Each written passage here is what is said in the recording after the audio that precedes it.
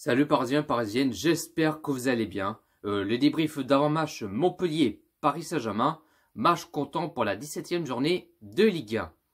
Paris qui joue samedi à partir de 17h30 sur Canal+, au stade de La Mousson, et le Paris Saint-Germain qui vont se déplacer à l'extérieur face à Montpellier. Sur le 5e dernière rencontre face à face Montpellier-Paris Saint-Germain, le 22 avril 2017, à la 34e journée de Ligue 1, le Paris Saint-Germain s'est imposé à domicile 2-0 face à Montpellier. Le 23 septembre 2017, à la 7e journée de Ligue 1, le Paris Saint-Germain fait un match nul à l'extérieur 0-0 face à Montpellier. Le 27 janvier 2018, à la 23e journée de Ligue 1, le Paris Saint-Germain s'est imposé à domicile 4-0 face à Montpellier. Le 20 février 2019, à la 17e journée de Ligue 1, le Paris Saint-Germain s'est imposé à domicile 5-1 face à Montpellier. Le 30 avril 2019, à la 34e journée de Ligue 1, rappelez-vous, il n'y a pas très longtemps, il y a quelques mois, le Paris Saint-Germain s'est incliné à l'extérieur 3-2 face à Montpellier. Au classement, Paris qui est premier avec 36 points, 12 victoires, 0 match nul et 3 défaites. Côté Montpellier, ils sont 6e au classement avec 24 points, 6 victoires, 6 matchs nuls et 4 défaites.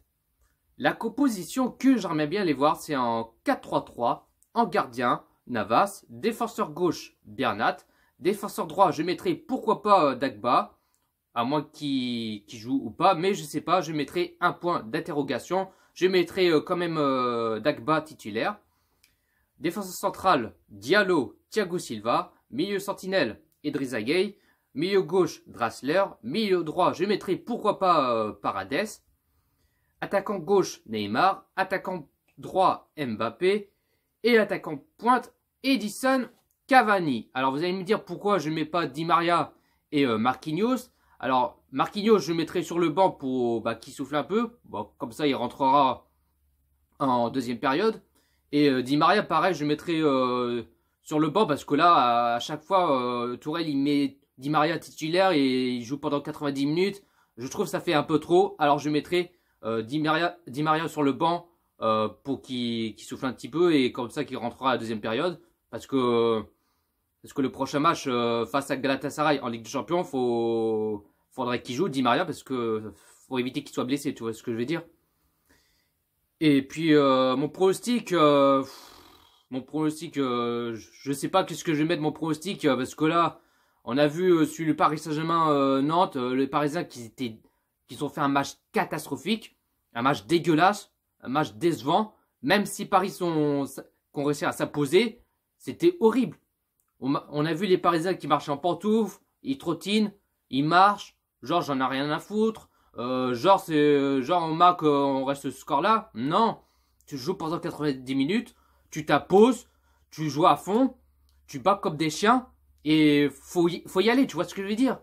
C'est pas ouais c'est Nantes, ouais je m'en bats les steaks et là ouais c'est Montpellier, voilà tu vois ce que je veux dire? Non, même si c'est à l'extérieur, à domicile, il faut tout donner, faut battre à fond parce que là j'en ai marre les comportements des joueurs qui marche, qui trottine, j'en ai rien à secouer, tout ça, tu vois le truc.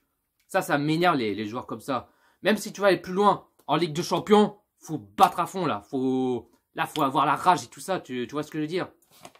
Alors, moi je sais pas, j'ai quand même un mauvais pressentiment face à Montpellier, parce que là, Montpellier, qu'on réussit à s'imposer 3-2 face à Paris, c'était il y a quelques mois bien sûr. Alors je sais pas parce que là attention quand même à Montpellier parce que là ce sera pas le cerise sur le gâteau et ils vont pas faire un cadeau quoi comme on dit.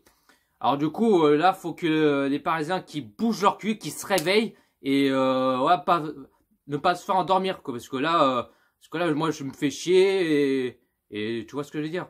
Moi ça me rend ouf quoi. Alors là attention côté Montpellier, là ils vont pas être dans le bus. Ils vont tout donner, je le sens. Mais je sais pas pourquoi, mais j'ai un mauvais pressentiment. Alors mon pronostic, je dirais, allez, on va dire 1-2 pour le Paris Saint-Germain. Et n'hésitez pas à pronostiquer Montpellier-Paris Saint-Germain dans le commentaire. Et puis même Marco Verratti, il jouera pas parce qu'il s'est blessé. Et normalement, Verratti, il jouera en Ligue de Champions face à Galatasaray. Normalement, j'espère. Sur ce, bonne journée à tous. Et ici c'est Paris.